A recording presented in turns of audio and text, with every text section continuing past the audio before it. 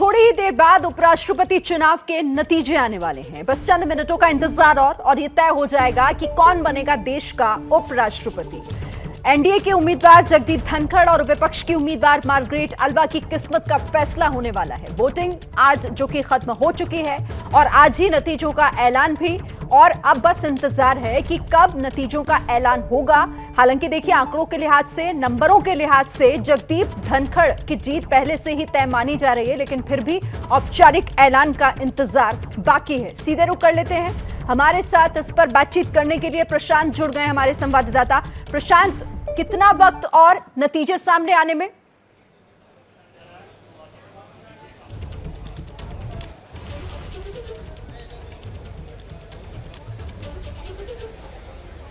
प्रशांत, आप तक मेरी आवाज पहुंच रही है? जी जी जी, आपने क्या मैं जानना चाह रही हूं प्रशांत कि अभी कितना वक्त और नतीजों के सामने आने में? ऑफिशियल अभी कब तक इसका आधिकारिक ऐलान हो जाएगा?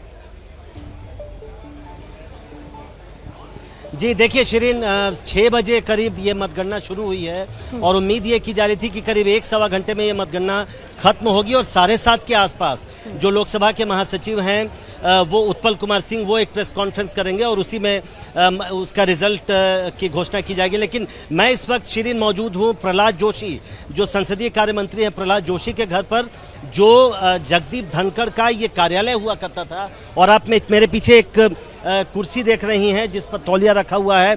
यहीं पर जगदीप धनखड़ लोगों से आकर मिलते थे इतने दिनों तक, जो लोग उनसे मुलाकात करने आते थे। और आज भी उम्मीद ये की जा रही है कि रिजल्ट जब अनाउंस होगा और जब प्रधानमंत्री नरेंद्र मोदी यहाँ पर आएंगे, गृह मंत्री अमित शाह आएंगे, उनसे मुलाकात करेंगे घर के भीतर। उनसे मुलाकात करने के बाद जगदीप धनखड़ यहाँ पर आकर आम लोगों से संभवतः मिलेंगे, उनसे मुलाकात करेंगे, उनकी शुभकामनाएं स्वीकार करेंगे।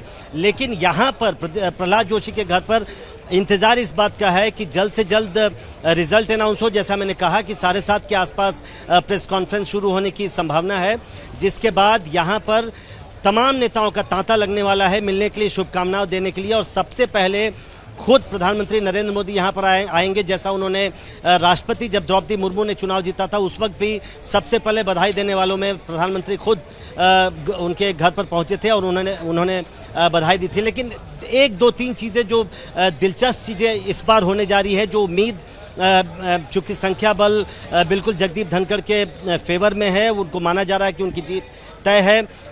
ऐसा पहली बार होगा कि इस देश में राष्ट्रपति, प्रधानमंत्री और उपराष्ट्रपति, जगदीप धनखड़ की हम जीत अगर तय माने तो ये तीनों नेता आज़ादी के बाद पैदा होंगे। अभी कुछ देर पहले मेरी एक बीजेपी नेता से बात हो रही थी, उन्होंने इस बात की ओर इशारा किया। और ये बड़ा ही दिलचस्प संयोग है कि तीनों नेता, पहली बार ऐसा होगा कि आज़ादी के बाद आज़ाद भारत में तीनों पैदा हुए होंगे। तो एक जैसा मैंने कहा कि एक दिलचस्प सहयोग है और जिसको मैं दर्शकों के साथ शेयर करना चाहता था। उम्मीद ये की जा रही है कि अब से थोड़ी देर बाद रिजल्ट का ठीक है प्रशांत, आप दिलचस्प जानकारी दे रहे हैं। आगे भी हम आपसे बात करेंगे इस बड़ी खबर पर। लगातार आप हमारे दर्शकों तक हर अपडेट पहुंचाते रहिएगा।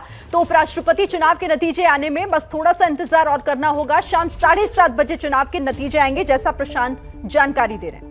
तो देखिए, कौन बनेगा उपराष्ट्रपति, इस सवाल का जवाब अब से थोड़ी ही देर बाद मिलने जा रहा है। और उम्मीद इस बात को लेकर की जा रही है कि लगभग थोड़ा सा इंतजार आपको और करना होगा जब काउंटिंग खत्म होगी और नतीजे सामने होंगे। आंकड़ों के लिहाज से, नंबरों के लिहाज से हालांकि पहले से ही एनडीए के उम्मीदवार जगदीप धनखड़ की जीत तय मानी जा रही है, लेकिन इसके आधिकारिक ऐलान का इंतजार अभी करना होगा। और शाम 7:30 बजे बताया जा रहा है कि नतीजे सामने आ जाएंगे, क्योंकि वोटों की गिनती जारी है। तो थोड़ी ही देर में चुनाव के नतीजे घोषित होंगे।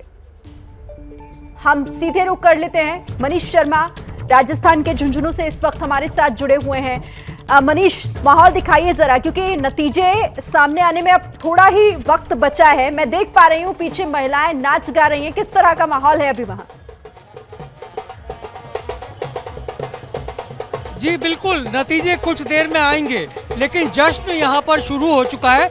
मैं इस वक्त जगदीप धनखड़ जी के किठाना गांव के उनके घर पर हूँ और आप नज़ारा देख सकते हैं कि किस तरीके से उल्लास का माहौल है। पूरा घर रोशनी में नहाया हुआ है।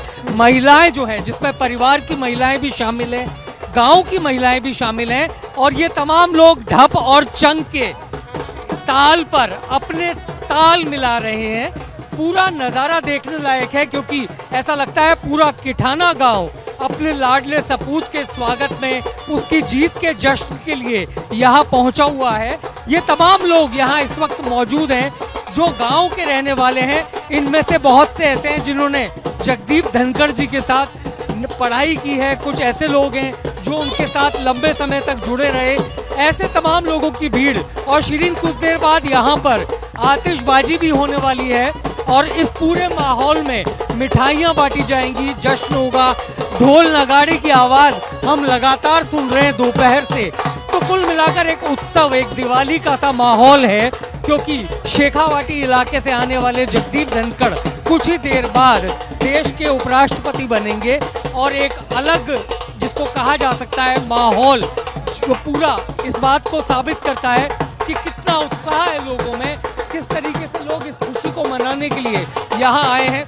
मैं शिरीन अपने दर्शकों को वो घर भी दिखाना चाहूँगा जो इस वक्त रोशनी में नहाया हुआ है और सजावट की गई है। यहाँ पर आप देख सकते हैं रंग बिरंगी रोशनी है, आतिशबाजी का, कुछ ही देर में यहाँ पर आतिशबाजी होगी, मिठाइयाँ भी बांटी जाएंगी।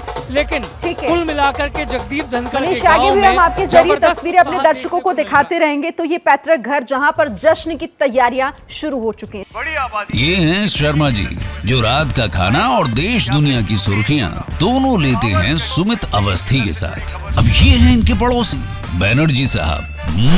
मिष्टी दोई खाते खाते पूरा बंगाल जान लेते हैं सुमन दे के साथ। इनकी तरह आप भी देखें अपने फेवरेट न्यूज एंकर को एक ही ऐप पर और डाउनलोड कीजिए एबीपी लाइव ऐप अपने स्मार्ट टीवी पर।